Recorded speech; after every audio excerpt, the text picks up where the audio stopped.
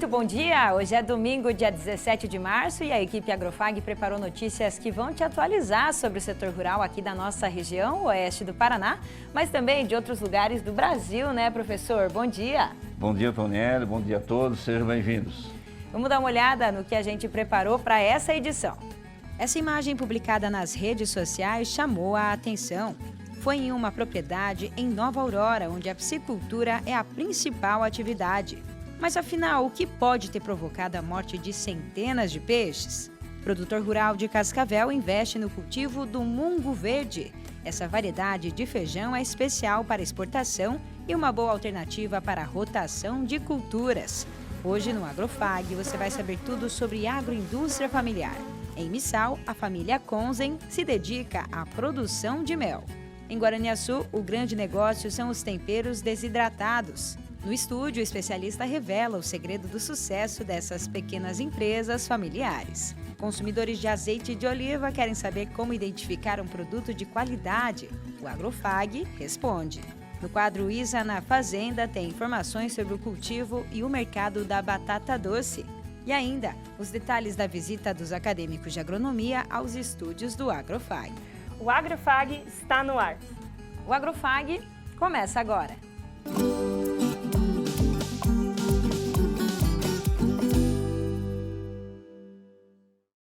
Professor Celso, essa semana nós acompanhamos nas redes sociais imagens que nos chamaram muito a atenção lá em Nova Aurora, em uma propriedade onde se criam peixes. Olha só, a gente tem as imagens aqui então, vamos ver. E foi a própria piscicultora que fez essas imagens e publicou no perfil dela do Instagram. Como a gente pode ver aí, muitos peixes mortos à beira, do açude. São centenas de tilápias, uma imagem bem triste de se ver. A produtora dá a volta com o carro por todo o tanque e dá para ver que os peixes estão espalhados, boiando na água, né, professor? Olha só. É muito triste de ver isso aí, né? Não é fácil.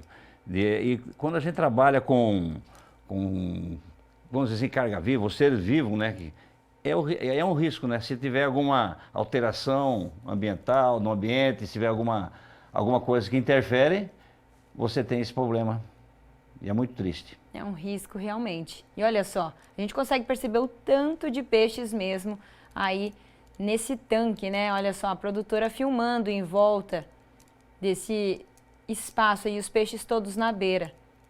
Na hora de fazer a colheita, na hora de tirar essa produção, acontecer isso aí, não é fácil. É muito triste mesmo. A gente tem mais um vídeo aqui onde ela mostra, esses peixes sendo retirados, então, professor. E o triste mesmo, como o senhor falou, é que é um prejuízo enorme. Esses peixes, de acordo com o que a própria produtora traz aí para nós, eles estavam com 10 meses de desenvolvimento e cerca de 800 gramas, ou seja, faltando pouco tempo para o abate. E é chocante pelo seguinte, são peixes que morreram, né? Então são seres que morreram, né? E chocante também porque era na hora da colheita, na hora de ter o retorno econômico. Então, duas coisas muito tristes, né? Uma perda da vida dos peixes, da tilápia, né? E o retorno econômico de 10 meses aí que vai por água abaixo, né? Bem na reta final. Bem na reta final.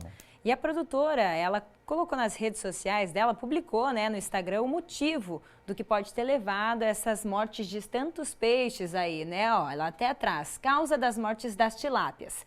Nós realizamos o trato dos peixes na quinta-feira, dia 7 de março, e na madrugada ocorreu uma chuva de 90 milímetros. O peixe desceu até o fundo do tanque e no dia seguinte o clima estava nublado. Os peixes não sobem à superfície do tanque. Isso causou a má digestão da ração, causando a morte. O oxigênio estava ótimo, temos 21 aeradores sobrando, ou seja, lá na propriedade, né? A qualidade da água estava ótima, com pH, nitrito, amônia, etc., tudo regular, tudo controlado. E o nosso lote estava com 10 meses, aproximadamente 800 gramas, como a gente já trouxe aqui. E o peixe é muito sensível a alterações do clima, causando essas grandes perdas aí, né, professor? Você veja bem a aeração, né, a oxigenação, alimentação e depois vem o clima do jeito que está, né? Um clima quente na região, de repente chuva, houve uma alteração totalmente do ambiente, né? E isso ocasionou essa morte, essa mortandade dos peixes, né? É isso mesmo. Então a gente também para entender mais o que aconteceu nessa propriedade, que pode ter provocado a morte de tantos peixes assim, nós fizemos contato com a especialista do IDR Paraná, a engenheira de pesca Daiane Lenz. E ela apontou como possíveis causas para esse acidente justamente a temperatura e a oxigenação da água. Vamos ver o que a Daiane falou então. Quando a gente tem aí ondas de calor, como as que estão ocorrendo nas últimas semanas, né, a gente tem aí algumas questões que, na verdade, acabam se tornando problemas para os piscicultores, né, aumentando aí os riscos da produção, como toda atividade de produção animal, né, na verdade, toda atividade agropecuária depende do clima, né, a piscicultura não seria diferente. Então, os produtores, eles precisam aí se precaver, né, e adequar os manejos que eles realizam nas suas pisciculturas. Para a gente fazer uma relação, então, eu acho que existe um equilíbrio que precisa ser levado em conta agora pelos piscicultores, né? Eles já sabem disso, mas que a gente pode reforçar. Então, a maior demanda de oxigênio, agora nesse período, né? E a menor capacidade dos peixes, então, de dissolução desse oxigênio na água. Eu queria que você explicasse essa questão e também falasse para a gente de que maneira o trato dos animais vai influenciar nessa questão, né? O que pode prejudicar, pode levar aí o aumento dos riscos para esses animais com essa relação. É muito importante que quando a temperatura da água sobe, os produtores estejam atentos, principalmente às questões relacionadas à qualidade de água. Um dos parâmetros limitantes principais, que eu diria, da questão de qualidade de água, seria o oxigênio dissolvido. Então, a demanda de oxigênio, ela aumenta conforme o aumento da temperatura, né? Então, o metabolismo dos animais, ele aumenta também, ele acelera, né? Então, você tem uma maior taxa de alimentação, o animal, ele cresce mais rápido, porém, as reações, tanto químicas quanto bioquímicas, elas também acontecem de uma maneira mais rápida. E essas reações, elas são dependentes de oxigênio. Tanto por peixes, né, pelos animais, quanto por bactérias que estão fazendo aí, vamos dizer, o trabalho delas dentro desse ecossistema.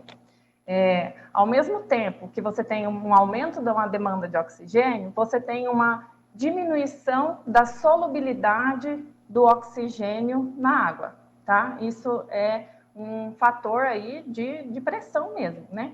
Então, aumenta a temperatura, diminui a capacidade que a gente tem de incorporar oxigênio na água, mesmo por aeração mecânica.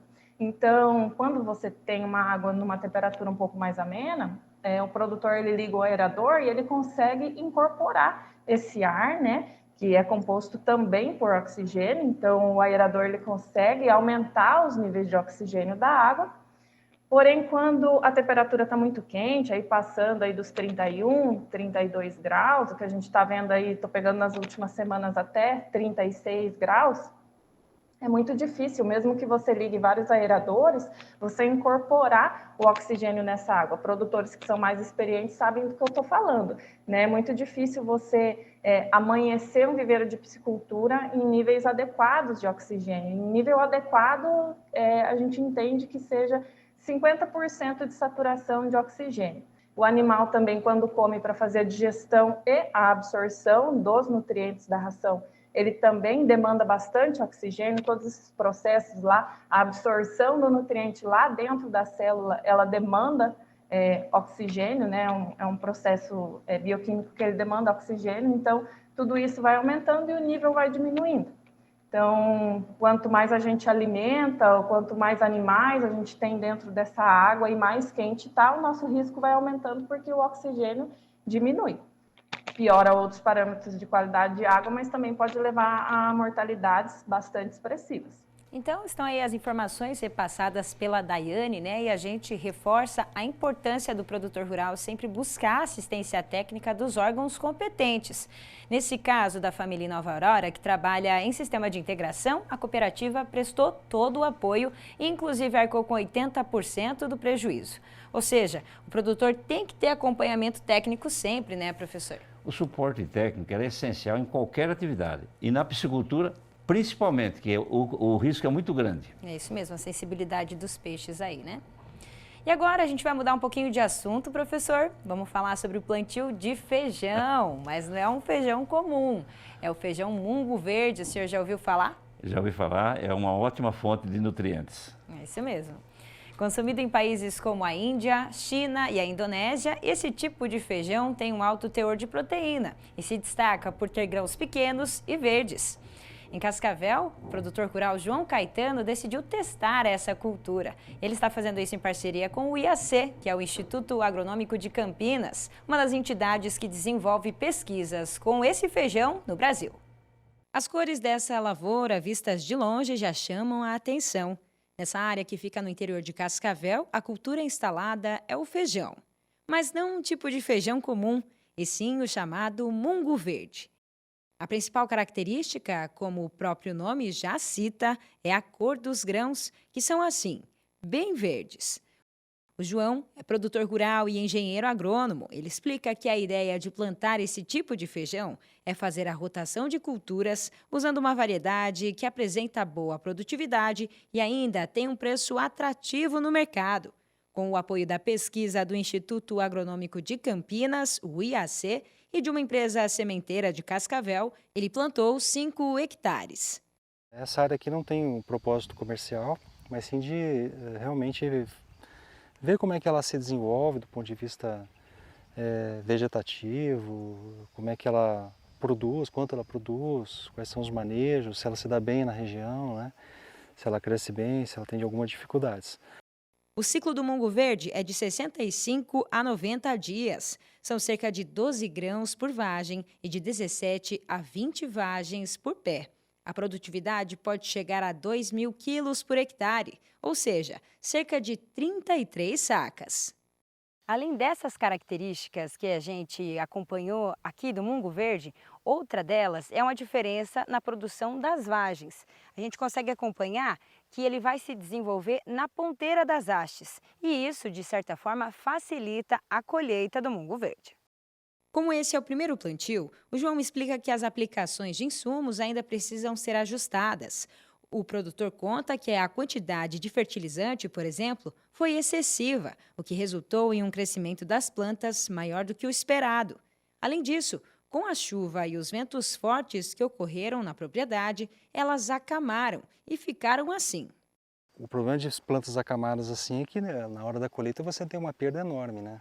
A perda da colheita mesmo, com as máquinas, colhedeira. Então aqui a gente vai ter que ter bastante cuidado na hora da colheita, né, para não perder tantos grãos assim. E outro problema, né? O feijão não gosta de ser sujo, né? Nenhuma dona de casa ou proprietário ou cozinheiro quer cozinhar feijão sujo, né? Então os feijões eles têm que ser colhidos limpos, né? Para poder serem vendidos. Esse é um dos problemas do feijão também. Então a planta tem que estar de pé. Se a planta estiver de pé, a gente colhe com muita facilidade. Agora se ela estiver deitada, a vagem no chão, a hora que a colhedeira puxar essa vagem, ela vai puxar a terra junto, né? Fora o contato das vagens, né? Imagina aqui, olha, o contato das vagens no chão acaba entrando em contato também com fungos do solo, outras pragas e tudo mais, que acabam degradando o grão, né? Estragam o grão, umedecem, estragam, sujam. Então ninguém quer, não há agricultor que queira colher plantas deitadas, né? Acamadas. Segundo João, o mungo verde é mais sensível aos herbicidas. E o que pode prejudicar a produção são os percevejos e as lagartas. Pelo que nós observamos aqui, ele é mais sensível que o feijão a alguns herbicidas, né? O manejo mais complicado seria o herbicida mesmo. Depois nós tivemos problemas aí com uma lagarta, que é uma lagarta liriomisa, que a gente pode ver nas folhas dela, que faz esse caminho interno na folha, e também a presença de percevejos. Né? Esses foram os principais problemas que nós enfrentamos aqui. Os estados brasileiros que mais produzem o mungo verde são Mato Grosso, Minas Gerais, Goiás, Tocantins, Bahia e Piauí. Cerca de 95% dessa produção vai para o mercado externo, porque há uma forte demanda pela variedade, principalmente entre os países asiáticos.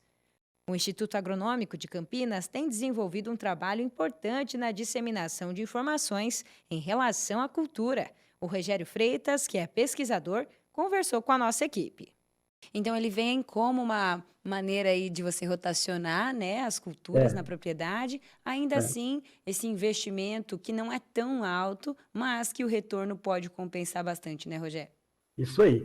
Então, a ideia é que o feijão consiga dar um bom retorno em curto período de tempo. Nas regiões mais quentes, a gente consegue colher o feijão com 65 dias. Isso é bem rápido, né, para o ciclo do cultivo. E você aproveita resíduo de adubação residual da soja ou do milho que você está utilizando e potencializa a sua produtividade de feijão. Quanto mais cedo você conseguir plantar o feijão mungo na safrinha, nesse período que a gente está falando, maior vai ser a sua expectativa de produtividade. Você pode fazer um investimento um pouco maior, tá?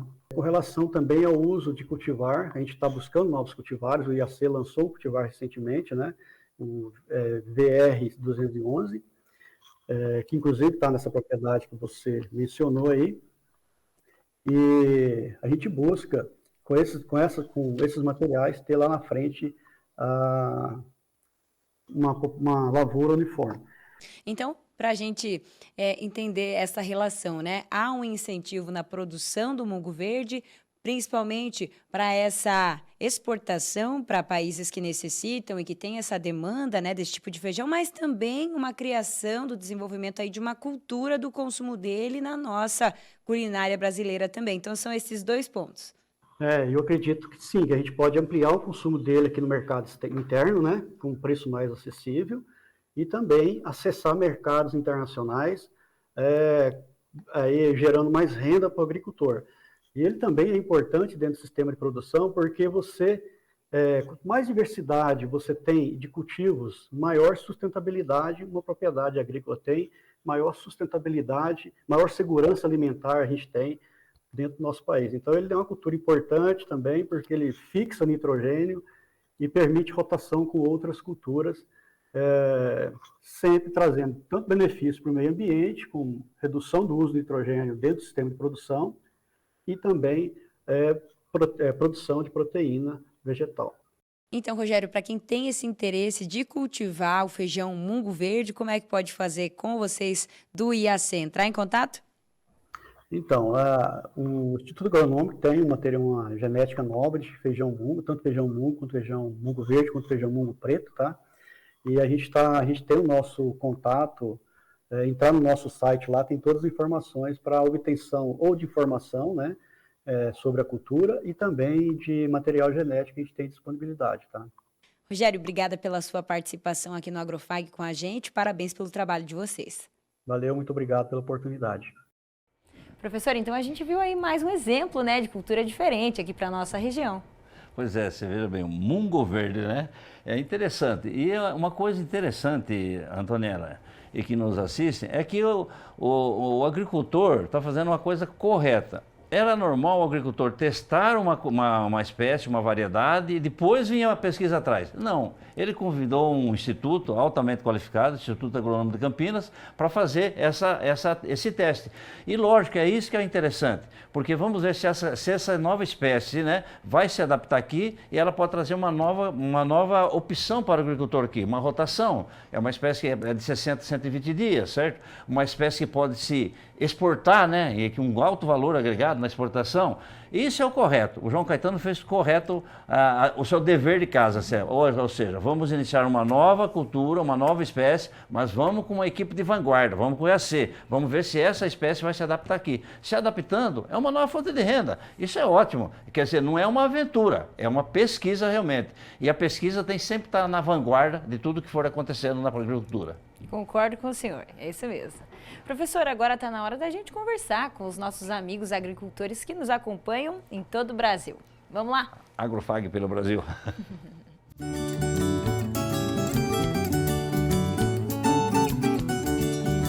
Há alguns dias nós exibimos aqui no Agrofag uma entrevista com a Bia Pereira, que é olivicultora. Olha só, a entrevista pode ser assistida lá no nosso canal no YouTube.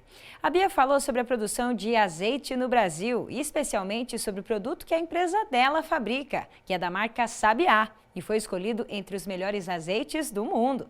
Essa entrevista com a Bia despertou muita curiosidade entre as pessoas que assistem o programa e várias perguntas foram enviadas para a gente. Vamos ver então essas perguntas aqui? 2 pessoas perguntando qual que é o nome desse azeite brasileiro, né? Então a gente acabou de apresentar aqui, né? Azeite Sabiá. Muitas dúvidas então aí a respeito do nome. Esclarecida então essa pergunta, vamos para as próximas. A gente recebeu aqui, olha, parabéns pela reportagem, eu nem sabia que tinha oliveiras no Brasil e muito menos que faziam azeite. Então o pessoal que acompanhou aí também descobriu, né, essa produção aí das oliveiras e dos azeites. De alta qualidade, né? De alta qualidade. De alta qualidade, inclusive, né, entre os melhores do mundo. Mais perguntas aqui também. O Antônio e a Antônia querem saber. Olha só, vou começar com a pergunta da Antônia. Eu sou consumidora de azeite, vivo garimpando o melhor azeite. Como saber se estamos consumindo o verdadeiro? Me responda aí, né? Como identificar isso?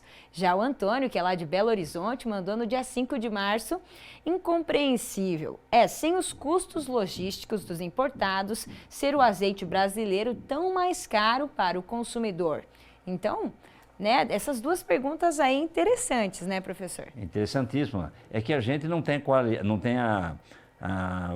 aquela...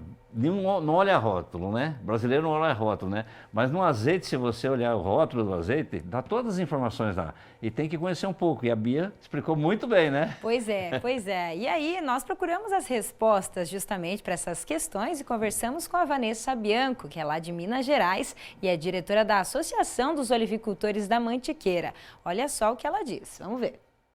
Eu sou a Vanessa Bianco, da Assolive, que é a Associação dos Olivicultores dos Contrafortes da Mantiqueira aqui no Sudeste. E eu tô aqui hoje para falar para vocês a respeito da produção do azeite brasileiro. E com isso eu venho trazer 2 respostas a perguntas que nós recebemos. A primeira é: como identificar um azeite de qualidade? Como identificar se um azeite é qualidade superior? Bom, então você tem que se atentar à questão da data de invase e produção, porque azeite é suco de fruta e por ser um suco de fruta, quanto mais fresco, melhor. Então, na hora de comprar o seu azeite, você tem que observar quando ele foi produzido, quando ele foi envasado. Quanto mais recente, melhor. A outra questão a ter atenção é na hora que você experimenta o seu azeite, que é a questão do paladar e do olfato. Um azeite de qualidade superior, ele tem um aroma frutado, um aroma fresco, um aroma de natureza. Ele não pode ter defeitos como mofo, ranço, bolor no aroma, nem no sabor também. E no sabor é desejável que o azeite tenha picância e amargor. Então essas características, se você se atentar a elas e também observar se ela está num frasco escuro, né? Que é o desejável, porque o azeite ele oxida com a luz e com o oxigênio, então quanto mais protegido, melhor. E a outra pergunta é: por que o azeite brasileiro tem um valor tão acima do azeite importado? Então nisso a gente tem que entender que são produtos diferentes. O azeite brasileiro, no geral, é um azeite de altíssima qualidade. Recém-produzido, produzido há pouco tempo, perto do consumidor e com produção pequena ainda. O Brasil ainda não produz grande quantidade de azeite. Então, o foco do olivicultor, eu digo isso porque eu também sou olivicultora, é na qualidade do azeite. Então, você proporciona para o consumidor que está aqui perto, né, uma qualidade superior. Diferente dos azeites importados, que muitas vezes é um azeite mais antigo, um azeite que já tem uma qualidade inferior, feito com azeitonas que não são de tanta qualidade quanto as nossas brasileiras. Obrigada, Vanessa. Professor, bastante esclarecedoras essas respostas então aí, né? Sensacional, foi muito explicativo, né? É que o brasileiro não tem o costume de olhar os rótulos, ler os rótulos. Então você tem lá azeite extra virgem, virgem, tem tipo único, tem composto, né? E aí a gente vai vendo quais são as qualidades, né? E aí você consegue decidir realmente qual óleo comprar. Então a gente tem que saber realmente o que você está comprando, tem que ver o rótulo para saber o que está comprando, de acordo com a Vanessa explicou para nós. É isso mesmo. Achei interessante a questão que ela traz do suco de frutas também, né? Sim, muito legal. interessante. Vamos ver então uma pergunta que chegou para a nossa equipe por meio do e-mail, programa Agrofag, né? Então vamos ver, o Carlos Lemos dos Santos mandou assim pra gente. Olá, eu vi no YouTube a apresentação de uma qualidade de mandioca de fritar e como eu faço para adquirir essa qualidade? Eu planto em horta doméstica só para consumir em casa. Pode ser quantidade pequena e com o tempo eu vou aumentando. Então o Carlos diz aí que ele mora lá em Otacílio Costa, Santa Catarina, mandou abraços para a nossa equipe. Então é o seguinte, Carlos, nesse link que pode ser acessado pelo QR Code que aparece aí na tela, você confere as informações sobre como adquirir as ramas de mandioca que não precisam ser cozidas antes de fritar. E pelo número 44-3423-1157, você pode conversar diretamente com o pesquisador do IDR Paraná de Paranavaí, o Mário Takashi. Beleza? E agora a gente vai ver mais alguns comentários que foram enviados sobre a reportagem que a gente apresentou na semana passada em homenagem às mulheres do agro. Vamos dar uma olhadinha então, essa que foi uma matéria muito especial desenvolvida aí pela nossa equipe e a Cíntia Kaifer comentou. Show a força da mulher no agro, que está aumentando a cada dia mais. Muito bom ver a mulher fazendo a diferença no agro. E também a Fabiana Champoski. Parabéns, mulheres guerreiras, representando com excelência nossa categoria. Feliz Dia das Mulheres. Muito bem, que legal, né, essa participação. Show de bola. Muito bacana. Valeu, gente. Obrigada. E também, agora a gente convida vocês a acompanharem o Agrofag em todo o Brasil daqui para frente também. E lembre-se, se você quiser rever as reportagens aqui do Agrofag ou indicar o conteúdo para algum amigo ou alguma amiga, acesse o nosso canal no YouTube. Todas as matérias estão aqui. Para compartilhar é só clicar, é bem facinho. Aponte o seu celular para o QR Code que está na tela e conheça o canal do programa Agrofag no YouTube. Aproveite e já se inscreva. E no Instagram do Agrofag você fica por dentro das novidades em primeira mão. Você pode ver os nossos stories, os bastidores das entrevistas e também conversar com a nossa produção sugerindo reportagens que você gostaria que exibíssemos aqui. Nosso WhatsApp está aberto para receber a sua sugestão. Anota o número aí, 4533213970. E agora, hora da Isa na Fazenda, o assunto de hoje é batata doce. Olha só.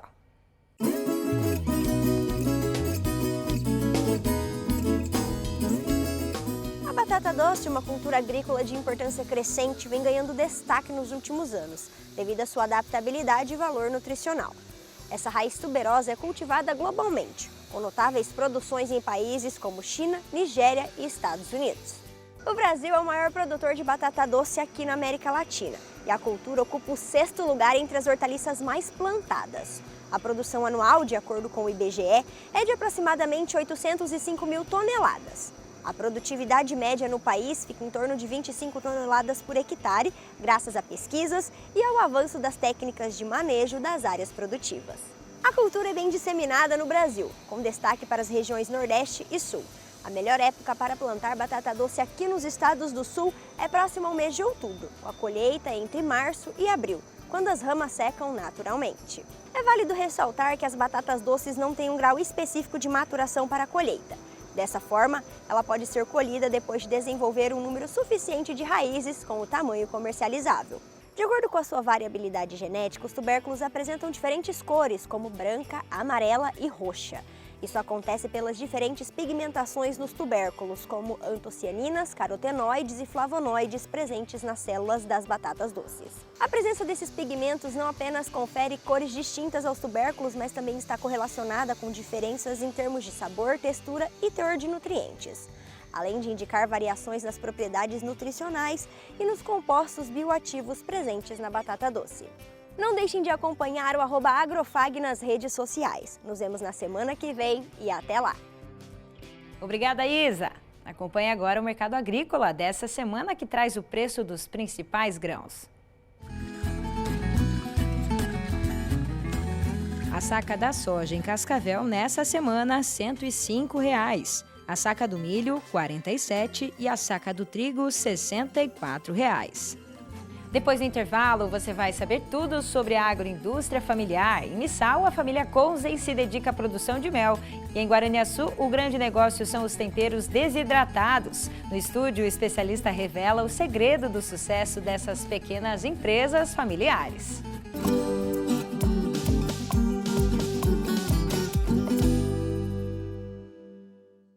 O Centro Universitário FAG acaba de lançar o primeiro curso de graduação do Paraná focado em inteligência artificial. A evolução e a inovação presentes em nossa região abrem oportunidades de rápido crescimento profissional e alta remuneração no Brasil ou no exterior. Faça parte desse mercado. Inscreva-se na primeira turma e garanta um laptop de última geração. Não perca tempo. Acesse fag.edu.br/IA e saiba mais. Centro FAG. Excelência em educação e inovação. Colégio FAG Bilíngue. Somos uma escola sedimentada em valores familiares, focada na excelência da qualidade no ensino. Surpreenda-se com nossa estrutura padrão internacional. 120 laboratórios de ensino de última geração, hortas, fazenda, trilha ecológica, 8 parques externos e 2 internos, centro multiesportivo, auditórios e muito mais. Agende sua visita. Estamos prontos para receber você e sua família. Colégio FAG Bilíngue. A universidade começa aqui.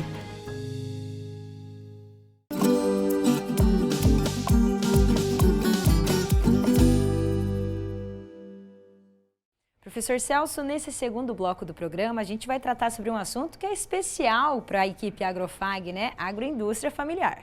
A agroindústria familiar é muito especial, muito importante e muitas famílias tiveram sucesso nesse processo. É isso mesmo. Nós vamos acompanhar agora 2 histórias. A primeira vem lá de Missal, no extremo oeste do Paraná. É a rotina da família Conzen, que se dedica à produção de mel e conquistou o selo Arte, que permite a venda do produto em todo o território nacional. Vamos ver.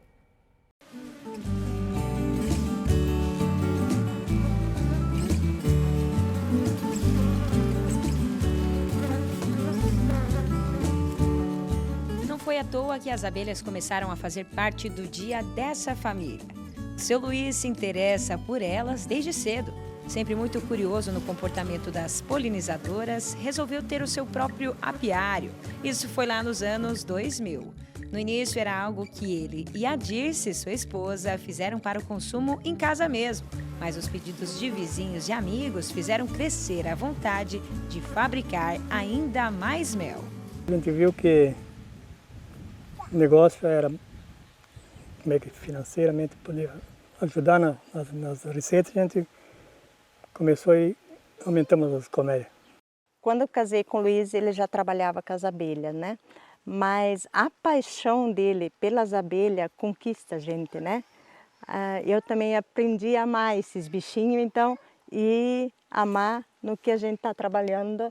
E daí, quando a gente trabalha e ama no que a gente faz, né? Então, o retorno é garantido e a gente gosta, tipo assim, de escutar, nossa, que mel gostoso, né? Uma vez que prova, o pessoal volta e liga.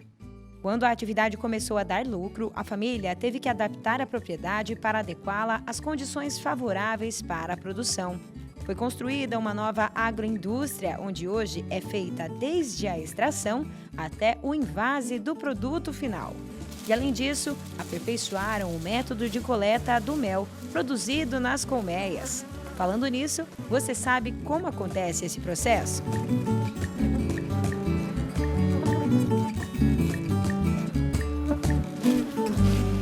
Em época de coleta do mel, o dia do seu Luiz e do Anderson, filho dele, é assim, na mata. É na reserva que fica bem próximo da casa da família, quase às margens do lago de Itaipu, que as 160 caixas da produção ficam, cada uma delas contendo uma família de abelhas.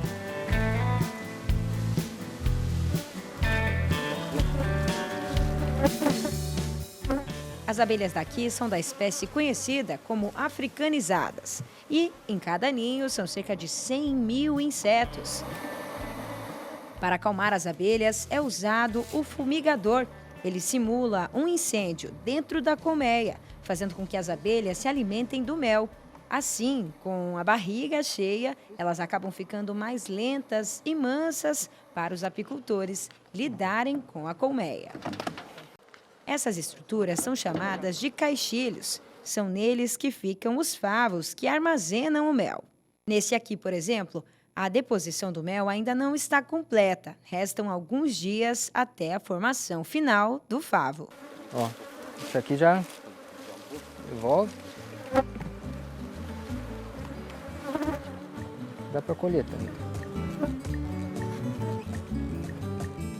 Essa época do ano, a fabricação do mel não é tão expressiva como no início da florada das plantas, que acontece entre novembro e janeiro. Além disso, o tempo nos últimos meses não favoreceu o desenvolvimento da floração das plantas em missal, e isso fez com que a produção caísse. Ainda assim, em cerca de 15 dias, elas depositaram 10 quilos de mel por caixa. Em condições comuns, seria mais rápido, levaria em torno de 4 a 5 dias. Caixilhos coletados, o Anderson e o seu Luiz colocam na caminhonete para aí sim o mel começar a ser processado. Esse caixilho em que foi depositado o mel levou 10 dias para chegar nesse volume. E a partir de agora é o momento da agroindústria, em que o mel será processado e aí sim envasado, pronto para venda.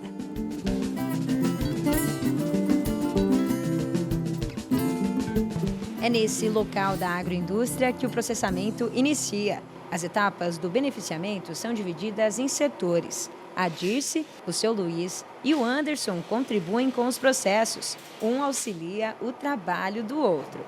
Nessa etapa, essa máquina chamada de desoperculadora abre os favos e afasta os opérculos, essa fina camada de cera depositada por cima do mel, para que ele saia com mais facilidade.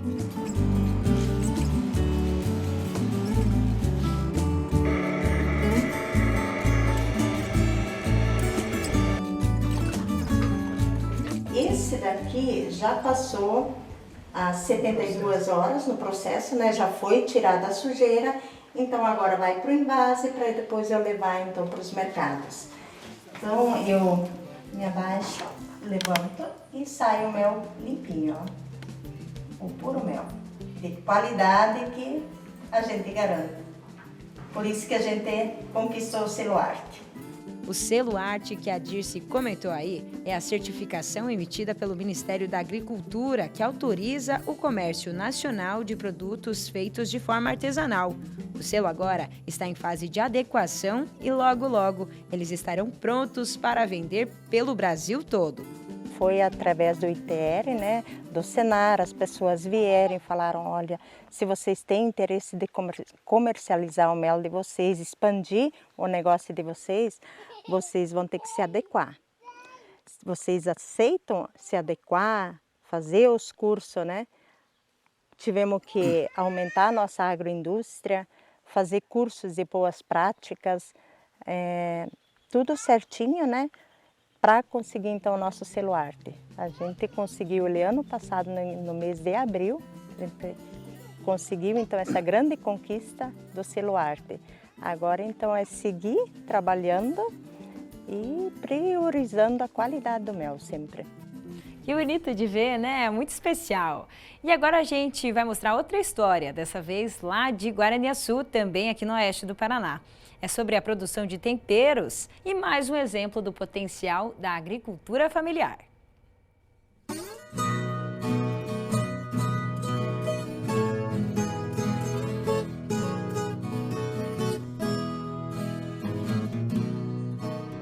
Na comunidade de Nova Brasília, em Guaraniaçu, uma pequena agroindústria está movimentando o cenário local com a desidratação de temperos. A Santo Antônio Alimentos é liderada pelo casal Dona Sônia e seu João, que desde 2018 oferece uma alternativa prática e saborosa para os consumidores. A vontade de empreender começou quando Dona Sônia ainda trabalhava como empregada doméstica em uma propriedade rural. Lá, ela começou a pesquisar sobre desidratação de temperos em micro-ondas. Assim que viu essa oportunidade, decidiu tirar o sonho do papel.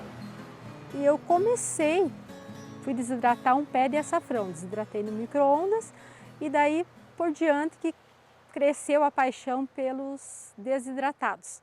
Desidratei o açafrão, vi que ficou bom, só que não era no equipamento certo.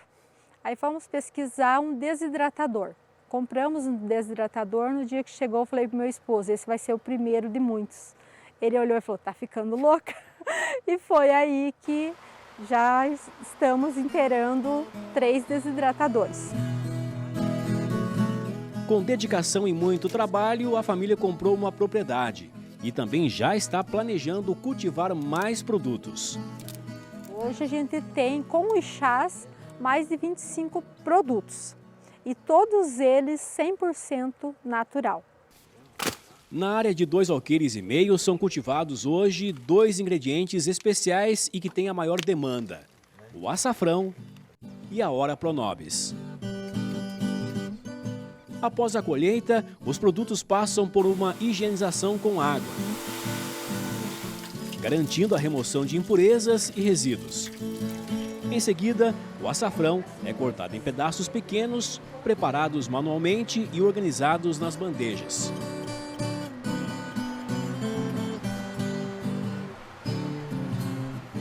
O processo da Ora Pronobis também é parecido: limpeza, corte das folhas para separar os talos, preparo nas bandejas e em seguida vai para a desidratação.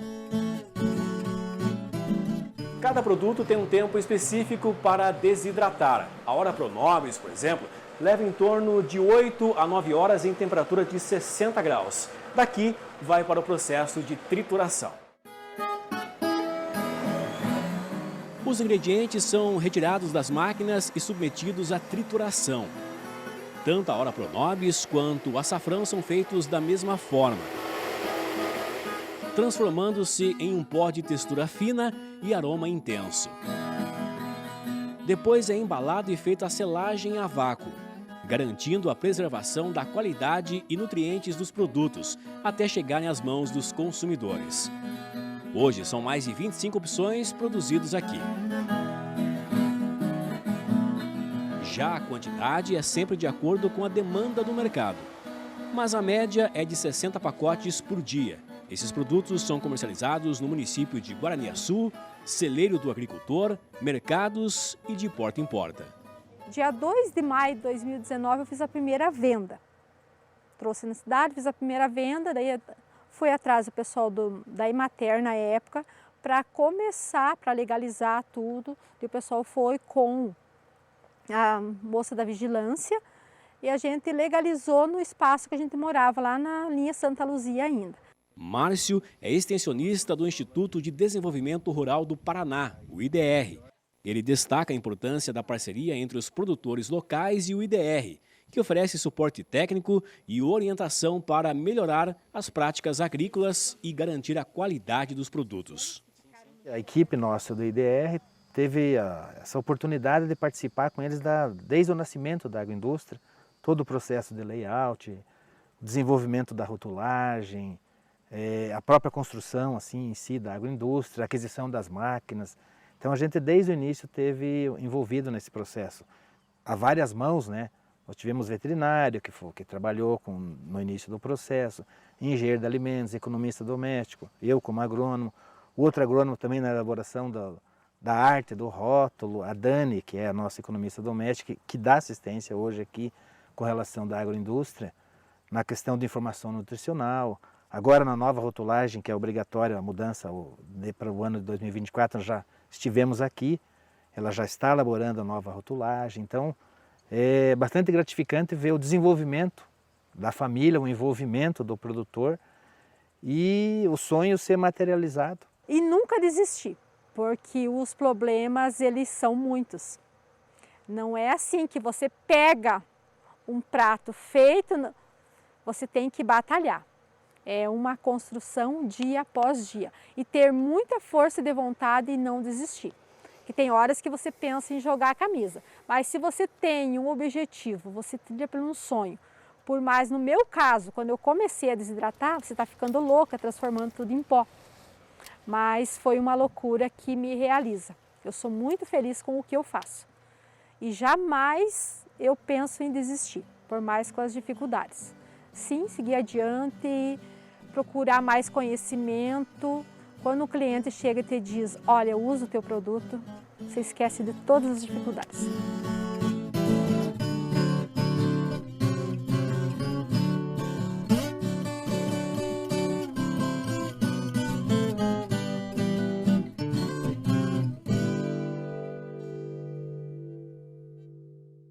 Que bonitas essas reportagens que a gente conferiu agora aí, né? Duas famílias muito bacanas que nos receberam muito bem lá nas suas propriedades. E a gente aqui no estúdio continua falando aí de agroindústria familiar e para isso a gente vai receber aqui hoje o Fábio Macorim, que é médico veterinário do DR Paraná lá de Missal. Seja muito bem-vindo, Fábio. Opa, obrigado. Bom dia, Antonelli. Bom dia, professor. Mais uma vez o Fábio aqui com a gente, né? Opa. Apresentando o IDR para falar aí desses belos exemplos da agroindústria familiar, né? Fábio, então para a gente começar falando sobre a produção de mel, você acompanhou inclusive, né, o processo lá da família dos Cousin? Sim, eu acompanhei o processo junto com o Serviço de Inspeção Municipal, né, com a médica veterinária Ellen, e junto com a família Cousin, para eles conseguirem o selo arte, né? Então nós demos esse suporte ali para eles conseguirem esse selo, né? Uhum. Daqui a pouquinho a gente já vai retomar e falar sobre o selo arte, mas antes disso, para quem está em casa, quem está nos acompanhando, eu quero ter uma agroindústria familiar. Eu tenho lá o meu produto, vamos começar falando sobre produtos de origem animal, que é a sua área de atuação, né? Eu tenho lá, produzo queijos. O que eu tenho que fazer para ter essa certificação, esse selo, então, de inspeção municipal? Vamos relembrar quais são esses selos aí necessários. Sim. O primeiro passo, onde tem o IDR, né, o IDR ele ajuda o produtor a legalizar, né, e a conduzir essa questão junto com o serviço de inspeção municipal, né. Faz esse intermédio, né, entre o produtor e o serviço para regularizar. Então seria legal o produtor, né, já conversar com o técnico local. Se o técnico local não tiver o conhecimento, ele vai procurar alguém dentro do IDR que tem esse conhecimento para fazer esse intermediário, né, para conseguir a legalização. Então o IDR ele faz desde o croquis, né, da planta ali, da agroindústria, né, até a rotulagem, a parte de questões de tabela nutricional, a parte também dos programas de autocontrole, acompanha as boas práticas de fabricação, né. Então esse é o primeiro passo, seria com o IDR, né, onde não tiver o IDR, talvez indireto já na vigilância sanitária ou no caso de produto de origem animal no serviço de inspeção municipal, né. Então, Fábio, primeiro passo, buscar ajuda, então, aí, né, do Instituto de Desenvolvimento Rural do Paraná, professor, e aí sim, para ter, né, esse início dessa comercialização mais regulamentada através de selos. É regulamentada através de selos. Os selos é que vão determinar a qualidade ou o processo da venda, Fábio?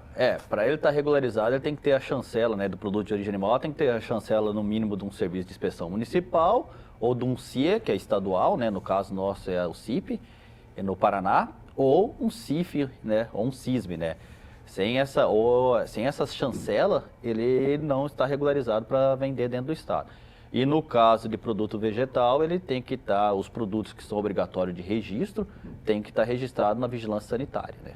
Então vou retomar. Lá no início você falou sobre o selo arte, né? Sim. Temos aí o selo de inspeção municipal, estadual, o federal, mas e o selo arte? Como é que ele vai ser, né? Que os Cousin conseguiram, isso a Dirce explicou bem, né? Como é que faz para ter o selo arte? O selo arte ele foi, né, é um selo diferenciado, né? Que é feito para produtos que são feitos artesanalmente ou culturalmente, né? Daquela região, né? No caso do mel ali do Cousin, ele faz um grande processo artesanal, então foi verificado que ele se enquadrava, né? Antigamente, ali, antes de 2022, de dezembro de 2022, quem poderia conceder o selo arte era o Ministério da Agricultura, né? Através do CIF, né? O MAPA, ou o do Estado, no caso nosso Estado, a ADAPAR. Em 2022, em dezembro de 2022, saiu uma portaria onde que também os municípios poderiam conceder o selo arte, né? Então, aí nós tivemos umas explosões aí de selo arte sendo, né, fornecido para agricultores familiares. Pelo que eu entendi aqui, Fábio, é o seguinte, ele vai ter que ter um selo, sim, que é de responsabilidade do município. Isso. CIE estadual. Isso. E o CIF, que é Federal. Federal. Isso aí. Essa quantidade de ser, essa burocracia, não tira o incentivo do agricultor familiar, da pequena agroindústria de trabalhar? Tira. Eu não vou mentir, tira, né? Vai começar a falar, pô, mas tem que passar por tantos mas é que os nossos produtores, eles começam pequenos, né? Normalmente ele começa ali fazendo na própria cozinha de casa, testando, aí ele começa a pegar gosto por vendas e aí acaba legalizando a tua agroindústria, né? E normalmente ele faz um investimento pequeno, ele vai investir, então ele vai para dentro de um SIM, né? Porque a produção de um CIF por um SIM é muito diferente, né? A quantidade de produtos, né? A quantidade em escala também, né? Porque vamos pegar aí essas grandes cooperativas, né? As grandes marcas aí que nós temos dentro do Brasil, quanto que não vende, né? Quanto de produto, né? Então a fiscalização federal é uma, né? Dentro do SIM ele já tem esse olhar mais assim para o pequeno agricultor, né? Esse olhar de o SIM ele já é mais locais. Isso, o SIM ele é mais orientativo, né? É de orientação, né? Olha... Ou seja, o início de uma pequena agroindústria. Isso. Ele vai criando atividade, vai pegando o jeito de trabalhar com aquilo, aí ele vê, ó, posso dar um passo maior, eu posso ir para estadual. Isso aí mesmo, isso. Então, é isso. Ele pega aquela parte, né? Para entender um programa de autocontrole, que não é fácil, as boas práticas de fabricação. Já numa indústria CIF, isso já é implantado no imediato, né? Imediato já é implantado, né? E não libera sem, né? Uhum. E a gente acompanha aqui no programa sempre, né, professor? Sim. Diversidade de culturas que são trabalhadas dentro das agroindústrias. Então, você pensa que, de repente, o teu comércio pode não dar certo, mas a gente viu aí alguns exemplos muito legais, né? Achei muito bacana que a Sônia traz esse sonho concretizado. Ela que começou pequeno, com a desidratação de poucos temperos, foi crescendo, né? E conseguiu aí, né, realizar essa comercialização. Você tem visto muitos exemplos assim, de diversidade dentro das propriedades? Sim. Hoje as propriedades estão se diversificando, principalmente a pequena propriedade, né? Ela está trazendo aquela... Né? Hoje nós temos aí agroindústrias que faz a questão de ovos caipiras, né? A agroindústria de abatedouro de aves, também abatedouro de aves caipiras ou semi-caipiras. Nós estamos vendo a parte aí que está hoje subindo muito de embutidos, né? Embutidos e queijos, né? Então, hoje está alavancando, mas ainda nós continuamos ainda com maior número, sendo as questões dos vegetais, né, panificados, né. Então, o pessoal da agricultura familiar gosta muito dessa parte do panificado também, então, maior número aí dos nossos produtos ainda são os panificados ainda, né. Uhum. Com certeza tem que ter bastante dedicação, né, gostar daquilo que está fazendo, que nem a reportagem que nós vimos aí, né. Sim. Você vê que os produtores que ficam na atividade são produtores apaixonados pelo que fazem, né? Uhum. Não são aventureiros, né? Até porque o investimento hoje para uma agroindústria, principalmente de origem animal, é alto, né? Não é um investimento baixo. Uhum. Você já tem que começar com um investimento legal para você conseguir trabalhar de forma adequada. Sim, você tem que começar, né? Já com investimento, você tem que ter a planta, né? Toda elaborada certinha, a construção. Você tem os equipamentos corretos, né? Então isso tudo tem um custo. No caso de produto de origem animal, você tem que pagar um responsável técnico também, né? Para estar lá, então é um custo já mais elevado, então tem que ser bem planejado, né? E fazer aí uma questão de viabilidade econômica, né? Antes de começar, né? Já construir, né? Uhum. Fábio, e para a gente encerrar, tem espaço, né, para venda, tem espaço, as pessoas buscam mais produtos naturais, produtos locais, para incentivar, inclusive, a agricultura familiar. Hoje a gente vê isso, né? Vê isso, né? A gente vê essa crescente procurando por produtos mais artesanais ou produtos, né, com mais familiar, da agricultura familiar. Isso está numa crescente aí. E cada vez a gente começa a perceber isso pela expansão da quantidade de agroindústria, inclusive na nossa região aqui, a quantidade, né? Quando você dá uma volta aí e vai no município de Missal mesmo, hoje o município ali, ele tem 6 agroindústrias de embutidos. Tem mais agroindústrias também de panificados, se eu não me engano, porque daí envolve a vigilância sanitária, se eu não me engano, já está com em torno de 32, 33 agroindústrias. Olha só. Num município de 11 mil habitantes, né? O tamanho de Missal, né? Que interessante, que legal. Muito bem, Fábio, obrigada pela sua participação mais uma vez aqui com a gente. A gente agradece, né, mais uma vez o IDR Paraná e o Fábio veio representar o Instituto. Obrigada. Obrigado a vocês por ter o convite. Até a próxima, então. Vamos dar uma olhada como é que fica a previsão do tempo nos próximos dias? Olha só.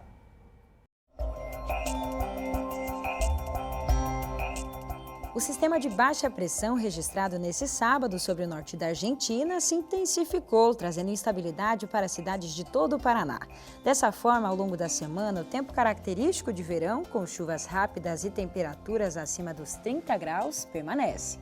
Nesse domingo, os termômetros em Cascavel registram temperaturas entre 23 e 29 graus. Há chances de chuva durante o dia, em um volume considerável. O CIMEPAR prevê 21 milímetros para hoje. Amanhã, as probabilidades de chuva continuam, já em menor quantidade. Na terça e na quarta, garoas também devem ocorrer. No extremo oeste do estado, em São Miguel do Iguaçu, o cenário é parecido. Mesmo com tempo chuvoso, o calor insiste em permanecer na cidade. Pancadas de chuva estão previstas para essa segunda e para terça-feira, e a temperatura se eleva ainda mais. Já na quarta, aumenta a nebulosidade e a temperatura fica na casa dos 25 e vai até os 34 graus. Bastante abafado em São Miguel. Já em Ibema, a chuva também se faz presente. Hoje, a temperatura não passa dos 28 graus. Fica um pouco mais fresco. Nos próximos dias da semana, a cidade contará com pancadas rápidas de chuva. A temperatura média será a mesma, mínima de 22 e máxima de 30 graus. No próximo bloco, calouros de agronomia aprendem sobre comunicação e também se divertem na visita aos estúdios do programa AgroFag. É daqui a pouco.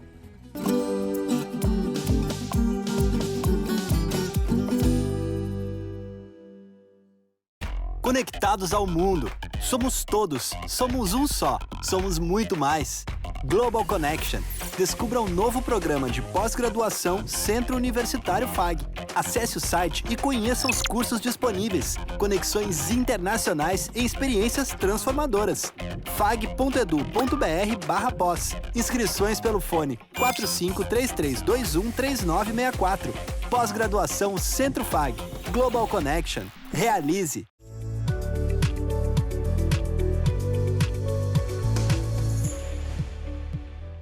Colégio FAG Bilíngue. Somos uma escola sedimentada em valores familiares, focada na excelência da qualidade no ensino. Surpreenda-se com nossa estrutura padrão internacional. 120 laboratórios de ensino de última geração, hortas, fazenda, trilha ecológica, 8 parques externos e 2 internos, centro multiesportivo, auditórios e muito mais. Agende sua visita. Estamos prontos para receber você e sua família. Colégio FAG Bilíngue. A universidade começa aqui. O Centro Universitário FAG acaba de lançar o primeiro curso de graduação do Paraná focado em inteligência artificial. A evolução e a inovação presentes em nossa região abrem oportunidades de rápido crescimento profissional e alta remuneração no Brasil ou no exterior. Faça parte desse mercado. Inscreva-se na primeira turma e garanta um laptop de última geração. Não perca tempo. Acesse fag.edu.br/IA e saiba mais.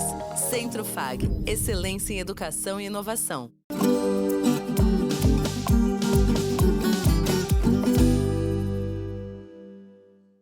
Os acadêmicos do primeiro período do curso de agronomia do Centro FAG conheceram um pouco mais sobre o trabalho desenvolvido pela TV FAG e também pela equipe aqui do programa. Foi uma manhã de aprendizado sobre a importância das informações de qualidade para o agronegócio e também de interação com os estúdios do AgroFag. Que a informação abre portas, a gente já sabe, né? E essa é justamente a ideia que a professora Ana Paula, responsável pela disciplina de Introdução à Agronomia, propõe aos calouros do curso. Todo início de semestre, os novos acadêmicos visitam os estúdios da TV FAG para entender como funciona a rotina de produção por trás das câmeras. Além de conhecer um pouco mais sobre a estrutura da TV institucional, incluindo os estúdios, as ilhas de edição, a redação e as áreas de controle de imagem e áudio, os chamados switchers, a turma também mostrou talento na prática. Eu me chamo Mariana, sou do Paraguai. A Gabi? Eu sou a Gabi, eu também vim da fronteira. Eu sou o Pedro, eu também venho da fronteira, lá de Santa Rita do Paraguai. Eu sou Eduardo também, sou de Foz, ali pertinho do Paraguai também. Aqui eles conheceram como funciona a gravação do Agrocast FAG, o nosso videocast oficial. E aí sim, eles se dividiram em grupos e contaram o porquê da escolha pela agronomia. Confere aí alguns desses depoimentos. Ajudar, né, um pouco no manejo e dar uma mão para a família e pessoal. Né? Em seguida, a turma conheceu os bastidores do Agrofag. O estúdio eles já tinham visto, mas só pelas telas do celular e da TV. E por lá, mais uma dinâmica, dar aquele bom dia que vocês veem aqui sempre no início de cada programa. Bom dia, seja muito bem-vindo ao Agrofag. Hoje é domingo, 3 de março, começando mais um mês por aqui, né? Um pouco de dificuldade no começo entre as duplas. Desculpa. Mas logo eles dominaram as informações durante a gravação. Que foi cultivada com a técnica de irrigação e de suplementação de luz. O Agrofag está no ar.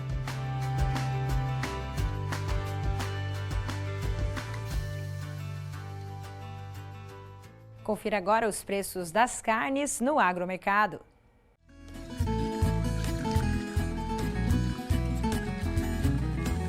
Em Cascavel, a arroba do boi gordo R$ 232,00. O quilo do suíno, R$ 5,98 e o quilo do frango, R$ 4,09. Estamos chegando ao fim do programa, mas antes de encerrarmos, a gente sempre confere as nossas redes sociais que a equipe preparou aqui para nós, né? Então, vamos lá, professor, começar mostrando aqui uma indicação de capacitação para quem quer pilotar drones, né? Conceitos, legislação e operação. Quais são as utilidades de um drone no agronegócio e também os tipos de drones, de asas rotativas, a sua utilização na agropecuária, enfim, vários detalhes aí. Um curso do Senar que tem duração de 20 horas, você pode completar em 30 dias aí, o conteúdo gratuito, aula 100% online com certificado. Então, para quem quiser saber mais, tem o QR Code na tela.